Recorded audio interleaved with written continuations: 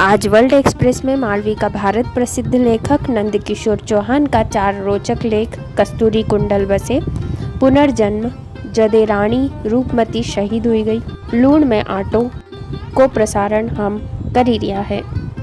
ई लेख इन्हीं प्रकार है। लेख नंबर 1 कस्तूरी कुंडल बसे।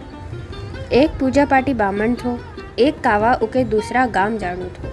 उन्हें पूजा पाठ भोग ने प्रसादी का सगड़ा तौर तरीका उका छोरा के समझाई दिया। दूसरा दिन छोरा ने सगड़ो काम विधि विधान से करियो। सरल स्वभावी भोला भाला छोरा ने बड़ा भाव से भोग की थाली राम जी का गाड़ी में ली दी ने बायर आई के बैठी गयो। आज दन कजा कयाड़ी से उग्यो थो कि राम जी ने भोग लगाणो तो दूर उके छुयो तक नहीं। थोड़ी देर बाद छोरा ने देखियो कि भोग तो वसो को वसो ज पड़ियो है। फिर उन्हें पर्दो करी दियो। इतरा बाद भी देखे तो पावड़ी को नाम गुलसप्पो। छोरो भूख का मारे बेहाल हुई रहो तो। असल बात तो यह थी कि बापड़ा छोरा के मालूम नहीं थो कि पिताजी थोड़ी देर बाद भोग की थाली पाछी उठे ले है। जदे भूख का मारे उको सब्र को बांध टूटने लाग्यो। उन्हें हाथ में एक सटको उठायो ने बोलियो कि देखो राम जी, अब की बार कदी तमने भोग नहीं लगायो तो फिर देखजो, तुम्हारी खैर नहीं। लिखियो भी है कि निर्मल मन जन सो मोहि पावा, मोहि कपट छल छिद्र न भावा। छोरा को निश्चल प्रेम न सरल स्वभाव देखीने राम जी प्रकट हुआ ने बड़ा प्रेम से छोरा का साथे भोग लगायो। सही बात है, मन सच्चो ने चेहरो झूठो। वसेज आज को मनक भगवान के नहीं पहचानते। बाबा ने जान भोपा का चक्कर में पड़ी ने लोग के सतावे, मन को मोटो बनीने कथा वार्ता सुने। जैसे चालिनी में पानी नहीं रुके उन्हीं तरह पात्र नहीं होने से उके माया मिले न राम। इन्हीं तरह उ जगह जगह मन रूपी घोड़ो दौड़ा तो फिरे। अरे भैया होण भगवान बाहर थोड़ी अपना भीतर रहे। एका सारू तो बोलियो जावे है कि आत्मा सो परमात्मा। एक बखत 5-6 लोग गंगा जी जई रहा था। रे दास जी ने उनके एक सिक्को दियो ने बोलिया, भगत होण गंगा जी को आह्वान करजो ने जदे गंगा जी हाथ ऊपर लिकाले तो यो सिक्को दई दीजो। नास्तिक लोग ने उनकी इन्हीं बात पे विश्वास नहीं करियो। भी जैसा गया था वैसा हाथ थलारता चले आया। रेदास के सिक्को देते बोलिया कि तम भी कहीं बात करो, असो कैसे होए। रेदास जी ने उन्हीं बखत सच्चा मन से गंगा जी को सुमिरन करियो। आश्चर्य, माँ गंगा ने 2 हाथ कठौती का बायर निकालिया ने सिक्को लई लियो। भैया होण जद से ज्यो केवाड़ो मन चंगा तो कटौती में गंगा चलन में आयो। आश्चर्य तो यो देखीने होए कि नरा लोग घर का बूढ़ा गल्ला से कच कच भच भच करीने कथा सुनने जावे। वहाँ बैठने की जगह का चक्कर में कुस्तम कुस्ता भी हुई जाए। मुख में राम बगल में छुरी वालो व्यवहार भी करे। अंधभक्त यो जानते भी कि कथा वार्ता मेला ठेला में अताह भीड़ रहे। वहाँ रकम ने नोली लई जानू ठीक नहीं रहे, पर लोग के बताने और दिखाने सारू। मनक ने बैरा होण सुन्ना की रकम सबके दिखे ऐसी पे रहे। ऐसो करीने भी एक तरह से चोरू चक्का की मददेज करे। अबे असो तो है नहीं कि भगत तेज कथा में जावे तो अपना देव के मने क्या जावे। अरे भाई, जो रुचक का जेब कतरा भी तो अपना देव के मनी के घर से निकले हैं। अबे असा में कोई की कीमती रकम या जान का लाला पड़ी जावे तो। दादाजी होण जीव सेवाज राम जी की सच्ची सेवा ने पूजा है। सगड़ा जाने हैं कि भगवान तो भाव का भूखा रहे। नहीं तो कस्तूरी कुंडल बसे मृग ढूंढे वन माही, ऐसे घटी घटी राम है दुनिया देखे नाही। असेज भगवान तो मनक का मन किसान का हल और दीन दुखी की सेवा में बसिया रहे। फिर भी कस्तूरी मृग की तरह नगरी नगरी द्वारे द्वारे ढूंढू रे सावरिया। लेख नंबर 2 पुनर्जन्म। अजूबा का बारे में तो सबने सुनियो होएगो। आत्मा को पुनर्जन्म भी किना अजूबा से कम नहीं है, जो आज तक एक अनसुलझी पहेली बनी रह गयो है। कोई भी माए को लाल आज तक यो पतो नहीं लगाई सक्यो है कि मरने का बाद इन्हीं आत्मा या जीव को कहीं होए ने कहाँ जावे। कोई ने के पाछो बतायो भी नहीं कि आत्मा किनी दुनिया में और कौन सी योनि में जावे। इके अभी तक वैज्ञानिक हो या और कोई के भी कानो कान भनक तकनी लागी। स्वर्गीय डॉक्टर कीर्ति स्वरूप रावत की लिखी किताब पुनर्जन्म में दिया उदाहरण ने सबूत भी इन्हीं बात की गवाह दे है कि मरिया बाद आत्मा को पुनर्जन्म जरूर हो तो होएगो।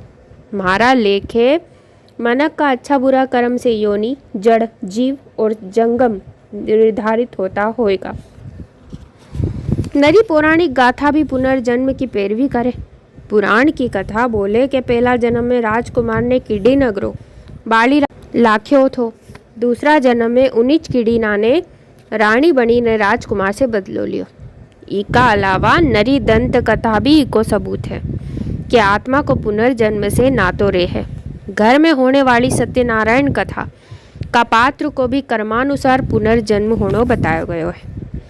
ऐसा नया उदाहरण देखने में आया है कि कोई कोई बच्चा के पूर्व जन्म की हूबहू स्मृति रह जावे। असल में पाछली स्मृति के विस्मृत करने सारू मृतदेह की अंत्येष्टि बाद कपाल क्रिया करी जावे। जदे बच्चों माँ की कोख में 9 महीना तक रे, उन्हीं बयाद तक उके पूर्व जन्म की सब बात याद रे। बिचारो जीव जन्म लेती बखत असहनीय पीड़ा झेले और सगली बात भूली जावे और जोर जोर से रोने मंडी जावे। ऊपर वाला की ऐसी विचित्र माया है कि यह अमर आत्मा जिन्हीं भी योनि स्थान पे जन्म ले, उनमें पूरी तरह रमी के खुश ने संतुष्ट भी रहे। उसका हाल तो कुछ लेना न देना, मगन रहना। दूसरा के लागे के नीची योनि में जीव बहुत दुख पाई रहो है, पर उसकी कारीगरी तो देखो, जो जहाँ भी है, जैसो भी है, जिन्हा भी रूप में रंग में है, बहुत खुश है। कर्मानुसार पूर्व जन्म होनो सृष्टि का अधीन मान्यो गयो है। लेख नंबर 3, जदे रानी रूपमती शहीद हुई गई। जदे हम रोटा खाने बैठा ने खाते खाते दाल में कांकड़ो आई जावे तो खाने को मजो कैसो किरकिरो हुई जावे। असे जो अपनो भारत देश है, यहाँ कितना वीर वीरांगना ने गद्दार हुआ है, जिनके अच्छे बुरे का चर्चा लोग की जबान पे रहे। मध्य प्रदेश का मांडव कने एक साधारण परिवार में जन्मी रूपमती। पिता नर्मदा का परम भगत था। एक बखत माँ नर्मदा ने विकराल रूप ले लियो। क्यों है कि बिन विश्वास न हरि कथा। पिता ने नर्मदा के वचन दियो कि क्षमा करो माँ, आगे से हूँ ने हमारी औलाद थारा दर्शन करने का बाद अन्न जल ग्रहण करेगी। इका बाद उनका यहाँ माँ नर्मदा का आशीर्वाद से एक सुकन्या को जन्म हुआ, जिस पे ऊपर वाला ने सुंदरता, संगीत, यौवन ने सद्गुण दो हाथ से भरपूर बरसाया था। क्यों है कि पूत का पाँव पालना में दिखी जावे है। कन्या अति सुंदरी, सुशील न सर्वगुण संपन्न देव कन्या सी थी, जिसकी सुंदरता, बुद्धिमानी और कला की चर्चा केवड़ा का फूल की सुगंध की तरह यत्र तत्र सर्वत्र फैली रही थी। पिता की तरह पुत्री भी माँ नर्मदा की सेवा में मगन रहती थी। सेवा भी ऐसी वैसी नहीं, नर्मदा का दर्शन करे बिना मुंडा में अन्न को दाणों नहीं लागती। दुनिया में माया और रूप का नशा में उलझते ने पड़ते धरते तो नरा लोग देखा, पर अपूर्व रूप सुंदरी यौवन की महारानी रूपमती के तो अपना रंग रूप को रत्ती भर भी गुमान नहीं थो। मांडू को राजो बाज बहादुर संगीत प्रेमी थो। एक बखत मीठी आवाज सुनी ने अपूर्व सुंदरी संगीतज्ञ सर्वगुण संपन्न रानी का रूप ने कला पे मोहित हुई गयो। देखते देखते भी विवाह बंधन में बंधी गया। बाज बहादुर एक सच्चो प्रेमी थो, जदे के रूपमती नर्मदा भक्त थी। बाज बहादुर को शुद्ध प्रेम तो देखो। रूपमती के मांडव से माँ नर्मदा का दर्शन करने सारू खड़े खड़े महल बनवायो। केवे है कि सब दिन होत न एक समाना। अजू यो भी तो क्यों है कि कह मुनीस हिमवंत सुनु जो विधि लिखा लीलार। देव दनुज नर नाग मुनि कऊ न मेटन हार। थोड़ा दिन पाछे रानी की सुंदरता उकिज बेरन बढ़ीगी। शास्त्र में लिखियो है कि अति सर्वत्र वर्जते। ज्यादा सुंदरता भी कदी कदी श्राप बनी जावे है। ऐसो लाग्यो कि जैसे उकी सुंदरता के कोई की बुरी नजर लागी गई हो। चापलूस दरबारी ने उकी सुंदरता का किस्सा अकबर का कान तक पहुंचे दिया। बादशाह तो बादशाह, उन्हें बिना सही गलत दीन धर्म जाने बिना रानी के पाने की कोई इच्छा जताई। अयाड़ी बाज बहादुर का कने मालवा जैसो संपन्न ने धन धान्य से परिपूर्ण राज्य थो। अकबर ने उससे धन दौलत की जगह रूपमती की मांग करी ली। स्वाभिमानी बाज बहादुर के यह बात कहीं गले नहीं उतरी, और तो उतरती भी कैसे। यो जानते कि शिवाजी महाराज ने सैनिकों द्वारा युद्ध में जीतती सुंदरी होने के ससम्मान पाची उनका राज्य में भेजी दी थी। बाज बहादुर ने अकबर की यह बात मानने से नकारो करी दियो। एक कावा रूपमती का संगीत की परीक्षा लेने दरबार में महान संगीतज्ञ तानसेन मांडव आयो। उन्हें संगीत छेड़ियो तो बंद फूल खिली गयो ने उक में बंद भंवरो उड़ी गयो।